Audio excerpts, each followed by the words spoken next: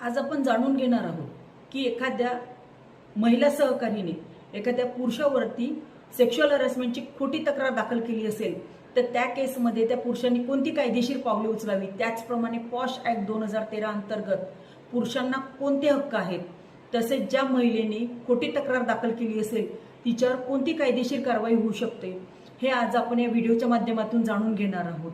तेव्हा व्हिडिओ शेवटपर्यंत बघा।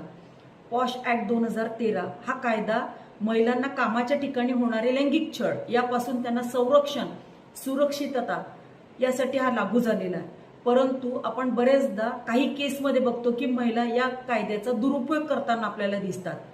त्या सूड भावनेने किंवा वैयक्तिक द्वेषाने एखाद्या आपल्या महिला पुरुष सहकार्यावरती सेक्शुअल हॅरेसमेंटची खोटी तक्रार दाखल करतात। त्या केसमध्ये पुरुषांनी अजिबात घाबरून न जाता कायदा हा तुमच्याही बाजूनी आहे तो आपण आज समजून घेणार आहोत। तर जर असं एखाद्या महिलेने केलं असेल तर सुरुवातीला तुम्ही ICIC कमिटीला लेखी स्वरूपामध्ये तुमचं उत्तर देणं अपेक्षित आहे आणि संपूर्ण घटनाक्रम, CCTV फुटेज, ईमेल्स, व्हॉट्सअप हे सर्व त्या ICIC कमिटी समोर सादर करणे आणि प्रत्यक्षदर्शनी जर पुरावे असतील ते सुद्धा ICIC कमिटी समोर सादर करायचे असतात।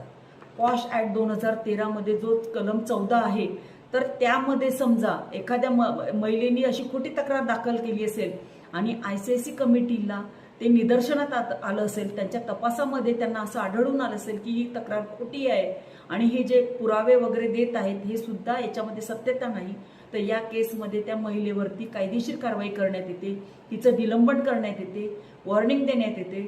त्याचप्रमाणे तिला शिस्तभंगाची कारवाई आणि तिला कामावून सुद्धा काढून टाकण्यात येते। ही कायदेशीर कारवाई ICIC मार्फत सुद्धा होऊ शकते।